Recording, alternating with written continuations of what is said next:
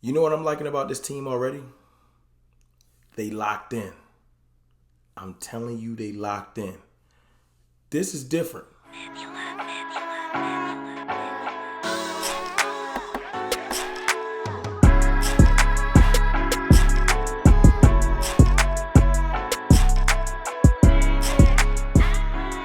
What's good, people?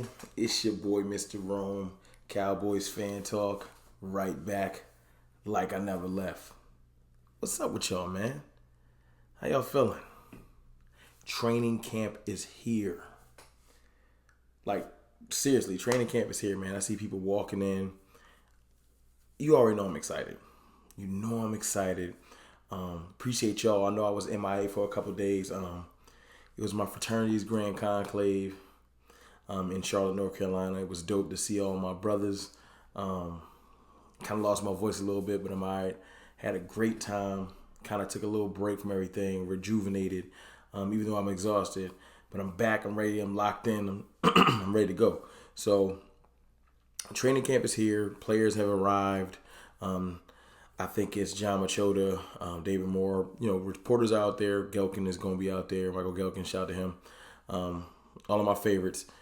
And they're touching base with the players walking in and, you know, getting little quotes and things like that. And I'm liking what I'm hearing. And I know before I get started, I can hear people already. Here you go, Rome, stirring the Kool-Aid, hyping people up. Just let them play. Well, if I just didn't say anything about anything or didn't speak my mind, what would I be doing here? I make YouTube content. And I speak my mind, how I really feel about the team. And the way I feel about the team is they more locked in. First and foremost, Zach Martin said, we want to be a tough, smart, disciplined team. I'm paraphrasing. But basically, that's what he said. He said last year we had problems with penalties. Just being tough overall. I've been preaching that all off season. If you've been paying attention, if you've been rocking with CFT, you know that I've already been saying the Cowboys went through an identity change. You know, they wanted a tougher team, a more disciplined team, a more focused team. Some of the stuff was circumstantial and by design. Some of the stuff was, I guess you can call it accidental. However it happened. Like moving over Randy Gregory, who lacked discipline, is going to help this team.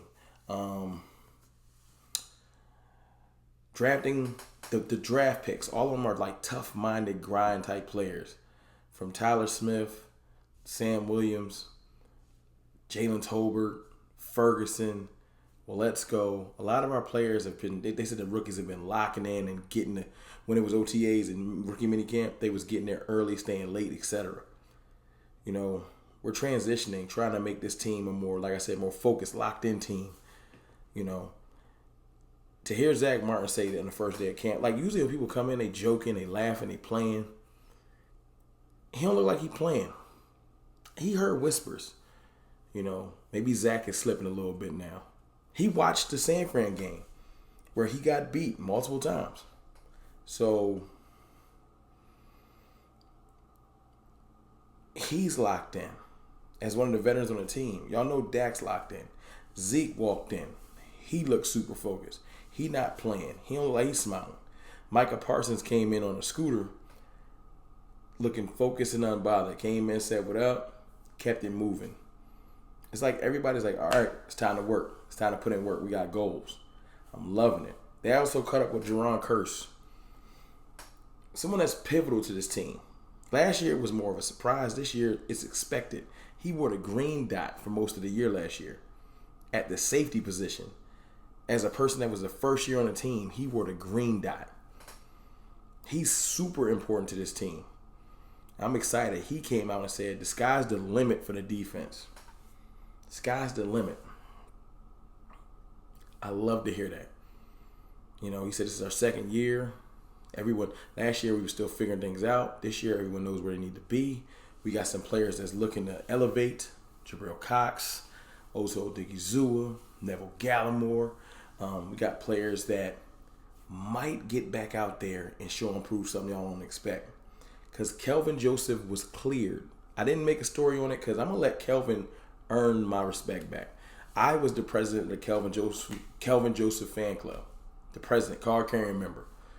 And then he went out there wilding out. Y'all know the story by now. He's been cleared by the police. Don't know what the NFL is going to do with him. But I need him to go out there and show and prove on the field. He's at camp. They say he's been putting in work this offseason despite the craziness. I want to see him put in some work. I want him to push Anthony Brown. I want Anthony Brown to keep elevating. I want Jordan Lewis to feel like if I don't go hard, I might not even be starting. I want that type of a camp. And I feel like they locked in. That's what we're going to get. It's a lot of question marks on this team. Let's not let that not be mistaken. Now, if you ask me, I'm always Mr. Upside guy. I can see how if certain things go a certain way, why players can do better. But I still need to know, like we talked about on the Super Show yesterday. And shout out to all the great brothers that was on that show yesterday.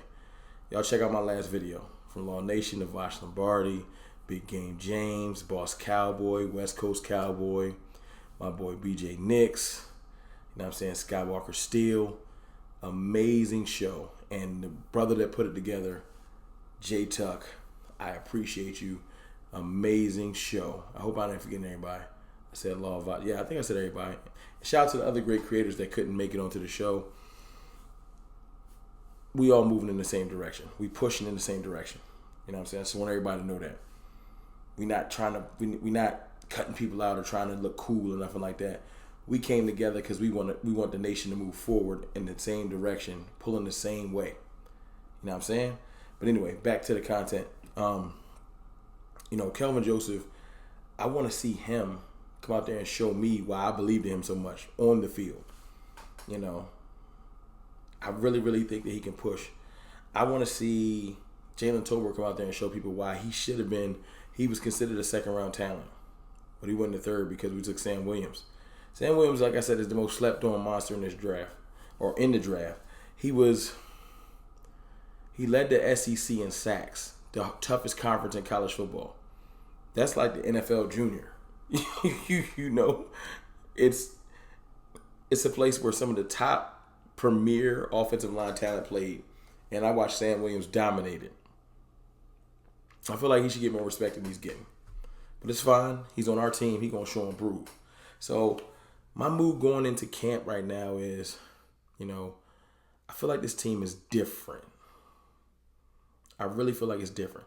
I've been on YouTube for 2 years. The last couple of years, I hyped the team up because I look at certain players and feel like they're going to do this, they're going to do that. Now, 2 years ago, you know what I'm saying, we had a lot of older people like Poe, and we brought in Everson Griffin, and it just didn't quite work out. Dak went down. It was a rough year. Last year, we got a lot of, let's just call it bargain basement talent, or talent you ain't expect to be good, and it really worked out.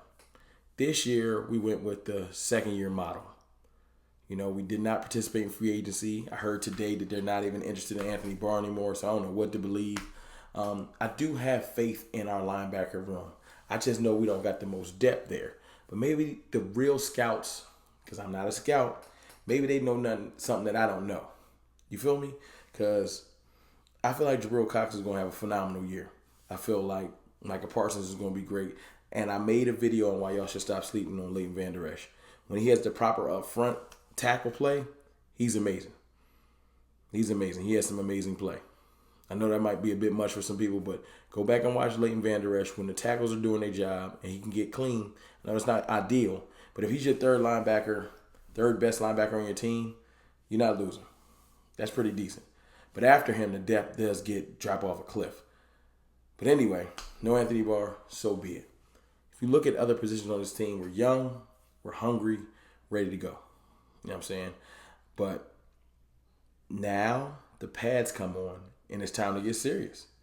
It's time to get serious. I'm excited. I think tomorrow Jerry Jones does the State of the Cowboys or whatever he calls it, and we're going to get a whole bunch out of that.